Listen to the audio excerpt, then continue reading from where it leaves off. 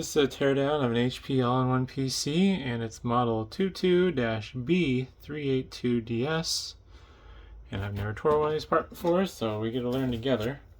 Now, there are no externally visible screws, so I'm assuming this pries apart somehow. And from what I can tell, it looks like the back gray plastics come off somehow. There are locking tabs that I could feel, but that backing is really springy. I don't see. Oh, I just smushed it together. I was gonna say I don't see any obvious releases. Oh man. Ooh, crack. Might be better to start in the corners, to be honest. Using this plastic spudger here to help split things apart. I assume this has been apart before because I got this for recycling. And generally, computer stores do not leave customer hard drives and stuff because customers want their data. Well, we're making progress. This corner's stuck. If I rotate and go along here, I'm breaking tabs. So you can see one of the tabs there. Although I guess it could have been already broken too, for all I know. I don't think you want to stick a spudger in there too deep from the looks of it, though.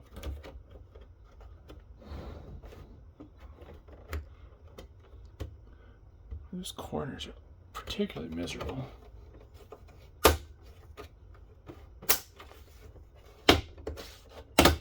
So it might actually be easier to start at the top, because on the top you go in there and you kind of pry upwards, which pushes the black, or not the black, the gray plastic down and releases it. Screen definitely comes off the front. I gotta get the other side off now, which there's no gap to work with. Other than I guess this corner here. Maybe I can work my way in there.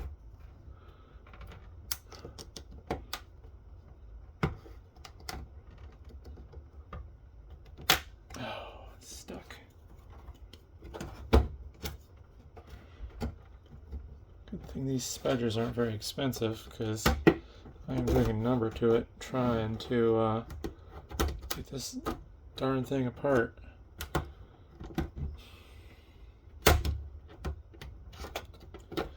Kind of want to get up there and pry the black, or why do I keep saying black?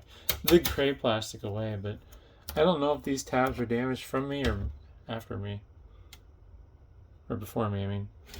Apparently my brain doesn't work today. Now the screen folds upwards. There's a lot of slack on the cabling, so that is helpful. Let's just see here and figure out the connection points I need to disconnect. Yeah, I don't see a drive in here anymore. Looks like this had a 3.5-inch hard drive rather than a smaller laptop drive in it.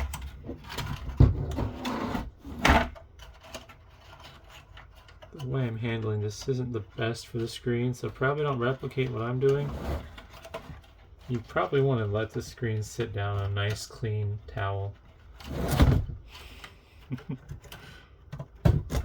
got a couple of these connectors to disconnect.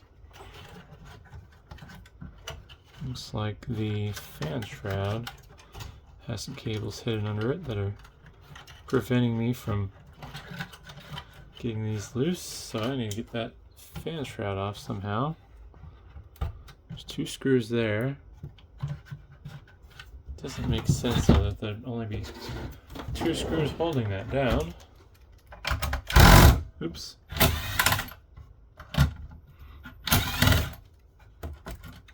Oh, there's the other screw right there. Ah!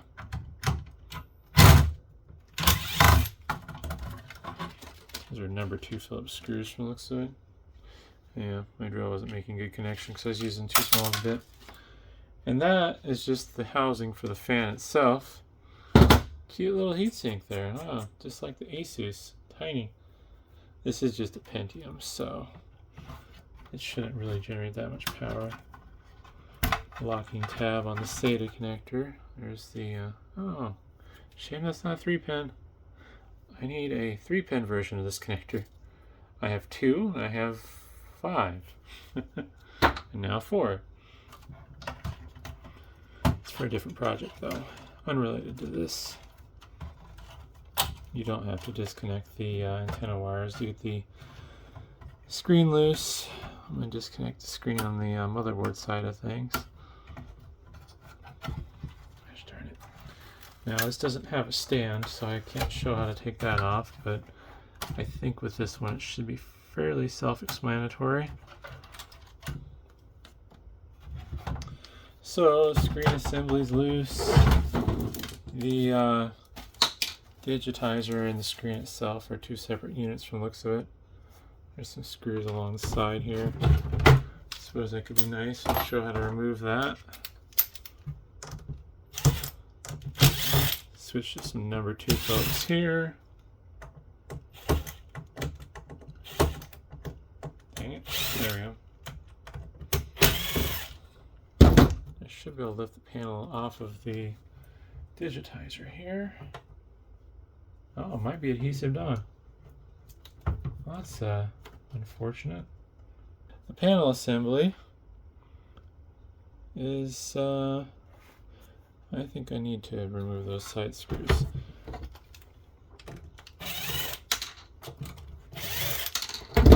Okay. Well, it gets the support brackets off, but I'm guessing that the panel is not removable.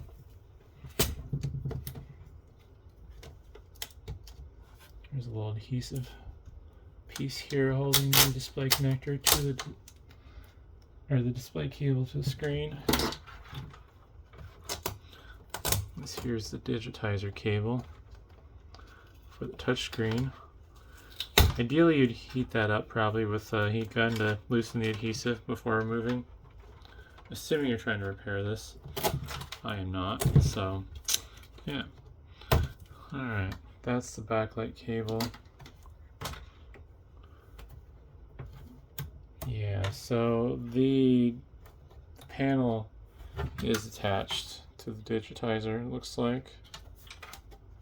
Well, it doesn't really make much sense. But yeah, no, it's just stuck on there. So you're going to have to replace the whole display assembly as one unit. Granted, the digitizer is probably going to crack before the display anyways. Wi-Fi antennas.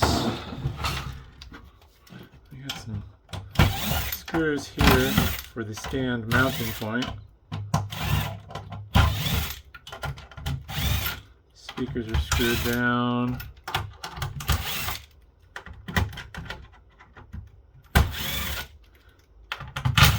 CD drive is screwed down.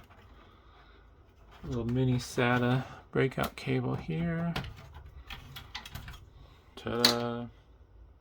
I go 1x zoom at this point. It's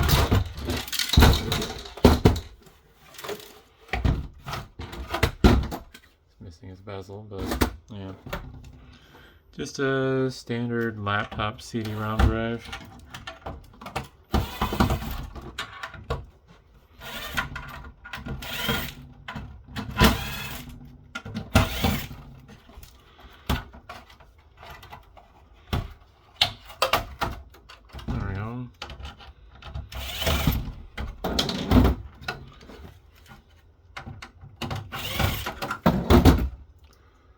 Got the SD card reader and power button board there.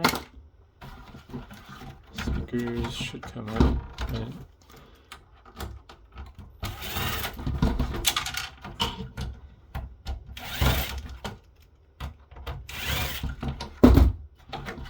There we go. Two giant speakers.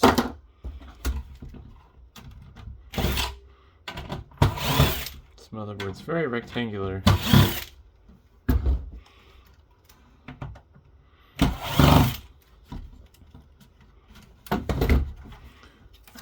figure out where to grab this.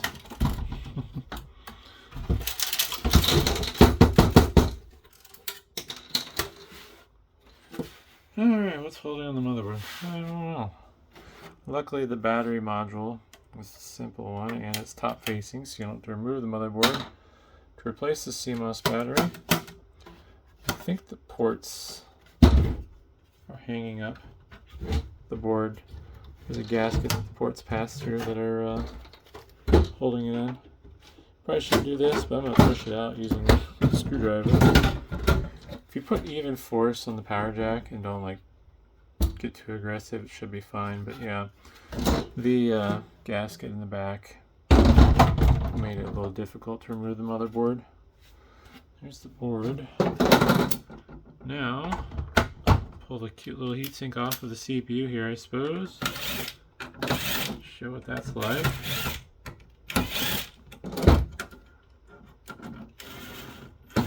I would be shocked if this CPU is more than 10 watts. There's a wireless card. There's CPU. Dual slots. This is probably DDR3.